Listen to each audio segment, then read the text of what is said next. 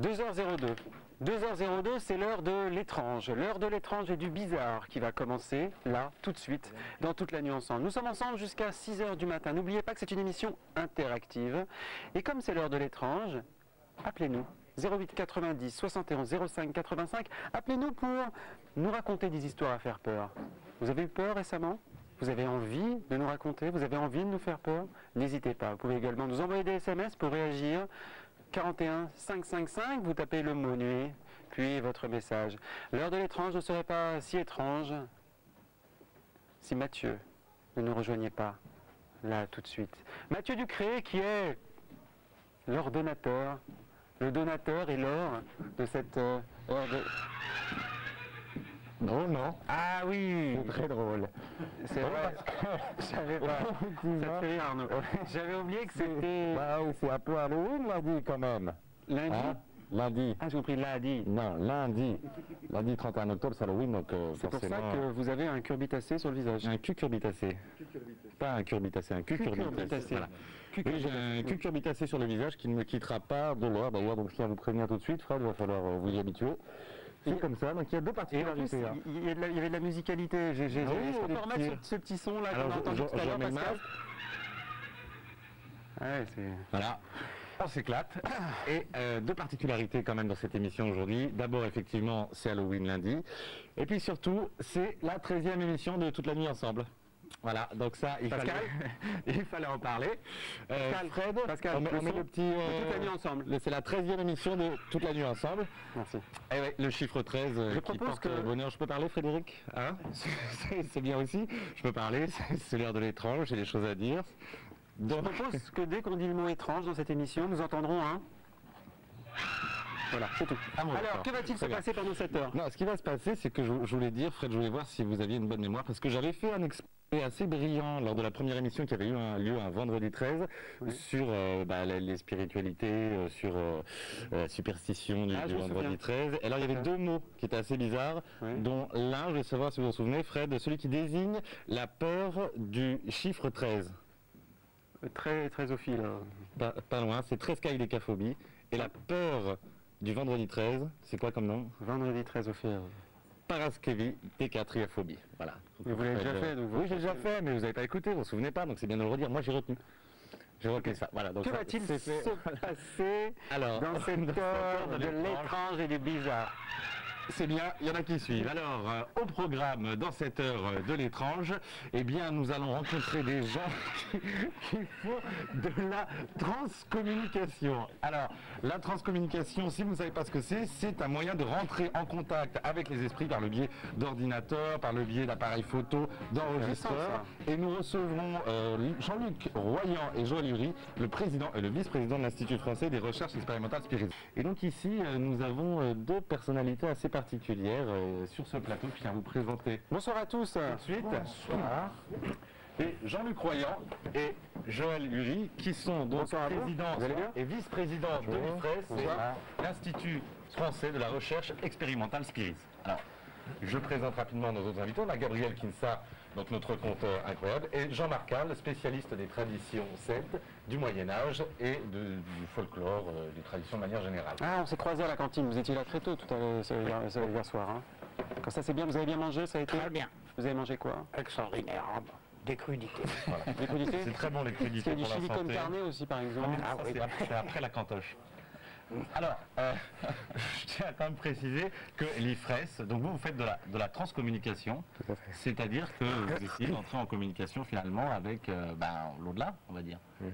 Et alors, vous faites ça par plusieurs biais, mais déjà je crois que ça a commencé par l'écriture automatique. Vous, Joël, en fait, vous pratiquez l'écriture automatique depuis... 1982. Voilà, c'est ça, ça mérite d'être clair. Oui. Qu'est-ce que c'est? Qu'est-ce que c'est? L'écriture automatique, Joël, c'est quoi alors justement précisément? Moi j'ai ici des documents que vous avez écrits de votre main, faits sous écriture automatique. Est-ce que vous pouvez expliquer ce que c'est que l'écriture automatique, Joël? Eh bien, l'écriture automatique, c'est un procédé qui est relativement facile à mettre en œuvre, puisque tout le monde à peu près peut essayer de recevoir des messages en écriture automatique et surtout de se mettre dans un état de passivité pour essayer donc de capter ces messages-là. C'est un procédé qui est très connu aussi de certains psychiatres pour tout simplement s'apercevoir du psychisme du patient. Bien souvent, on dit aux gens de se mettre devant une feuille de papier blanche et puis d'écrire ou de dessiner quelque chose sans réfléchir. Et quelquefois, il se passe des phénomènes assez étranges en ce moment-là, de spontanéité, où il ressort des messages qui dépassent de loin la capacité mentale des individus qui écrivent. Donc moi, je me mets dans un état de réception, de passivité, ce que certains appellent l'état alpha.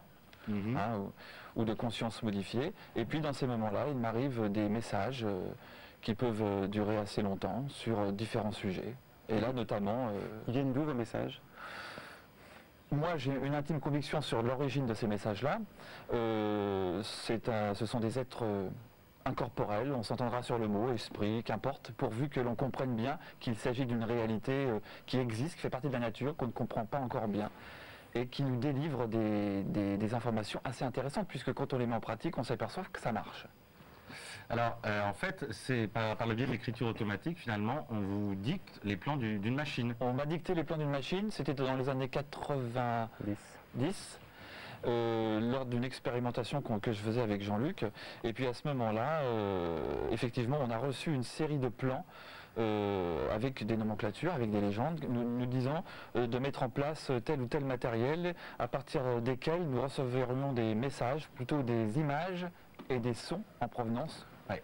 Attendez, soyons clairs. Ça veut dire que, pour nos téléspectateurs, hein, oui. Soyons clairs, c'est-à-dire qu'en fait, un être immatériel, peut-être un esprit, dicte des messages, oui. Peut-être quelqu'un qui est mort, oui. a priori en tout cas, c'est comme ça que vous l'interprétez, vous aurez dicté les plans de construction d'une machine. Exactement. Okay. Voilà. Alors, cette machine, justement, moi j'ai été la voir chez vous. Alors, j'explique un petit peu aux téléspectateurs, parce qu'il faut comprendre le concept de la machine, on va le voir dans le sujet. Oui. Mais je t'ai expliqué un petit peu avant. En fait, c'est une caméra qui filme en fait on va dire une plaque de plexiglas. Oui. Cette caméra est reliée à un vidéoprojecteur qui projette l'image de ce que filme la caméra. Donc, en fait, c'est une image en boucle, c'est-à-dire que le vidéoprojecteur est relié à la caméra filme ce qu'elle projette. Projette ce qu'elle filme. Une sorte de Et inversement, voilà. Et donc là-dessus vient interférer un rayon laser, donc qui n'a rien à voir, qui est une espèce de rayon laser qui se met au milieu, et vous enregistrez avec une autre caméra des petits clips de 6 secondes que vous repassez image par image et vous observez ce qu'il y a. Voilà, exactement. Voilà, donc ça on va le voir dans le sujet, mais je tenais à le redire parce que c'est pas forcément évident à comprendre. On va regarder ça. Alors on part à Villiers-le-Bel, chez Jean-Luc. On regarde ça tout de suite. Très étrange. Tu es jeune, tu n'as peur de rien, tu veux communiquer avec l'au-delà. Alors suis-moi, c'est ici, à Villiers-le-Bel, derrière cette porte, au numéro 3.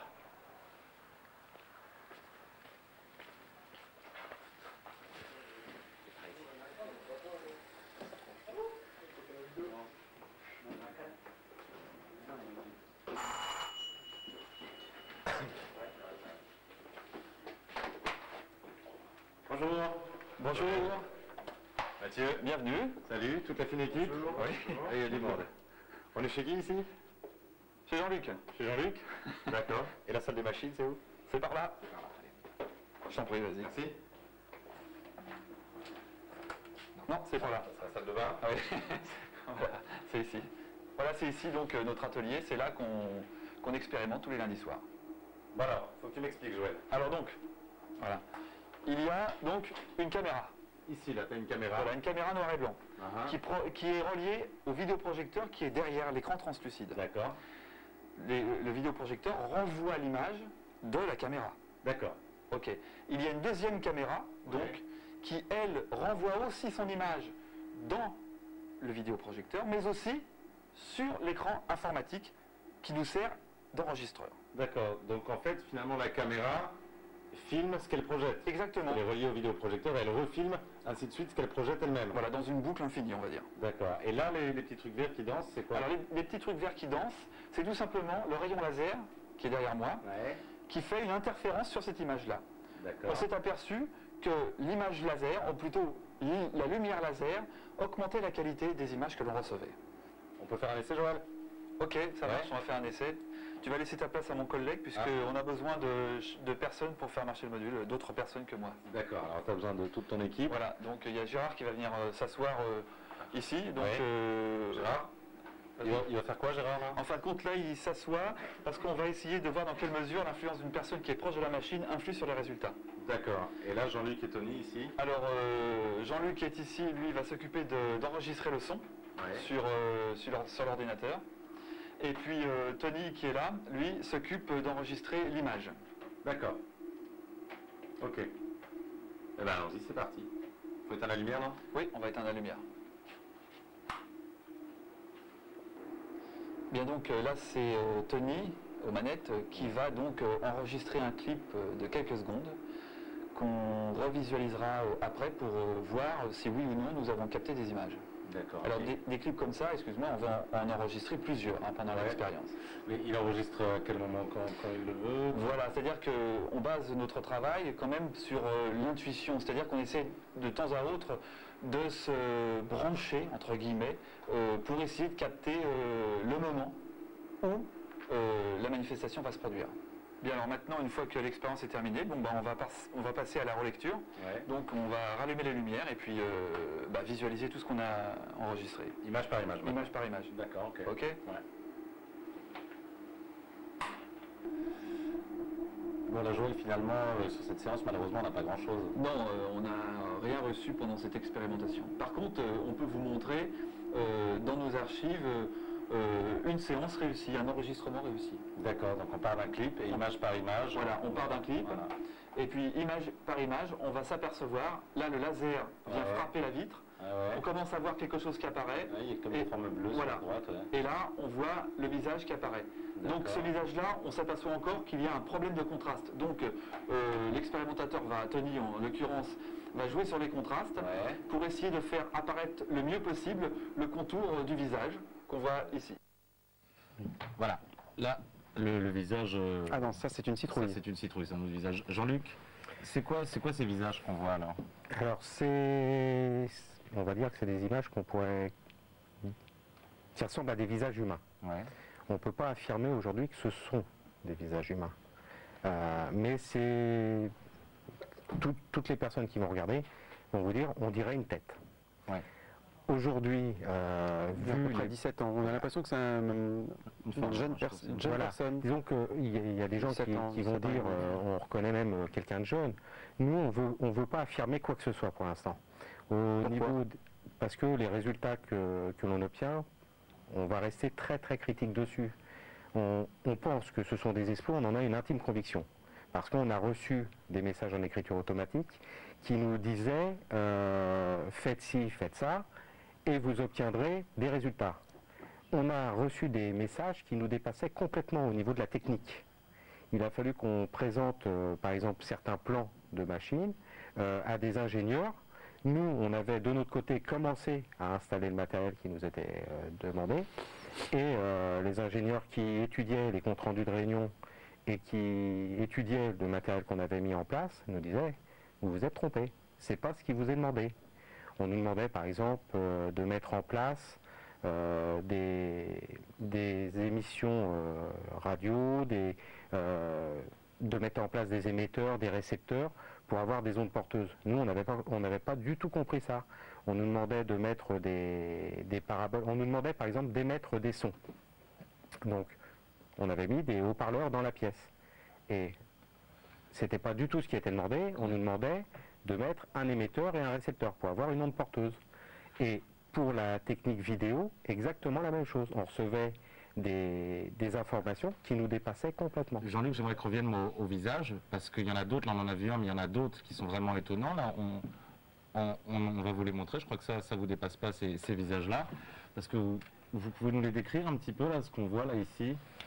Hein, ça c'est ce que vous avez découvert. Alors on voit, on a l'impression de voir 2 yeux, un nez et une bouche, avec le contour d'un visage.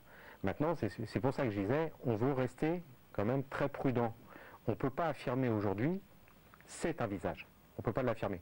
On en a une intime conviction. On ne peut pas dire c'est Pierre, quelqu'un, on ne peut pas l'appeler, on ne peut pas lui donner un prénom. Sur ces images-là... Ça ressemble à un visage, si c'est pas un visage. Ah, ça ressemble. Mais en fin de compte...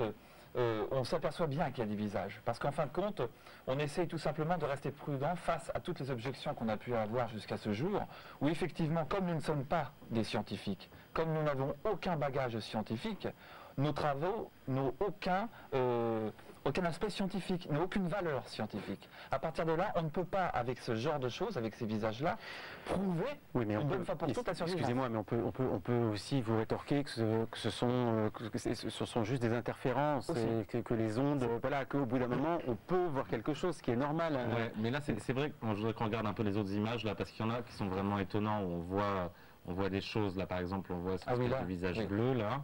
Alors ça, c'est une image qui a été reçue sur une dominante bleue, donc là, une image qui a été reçue avec une dominante bleue, donc avec de la vidéo, sans support laser.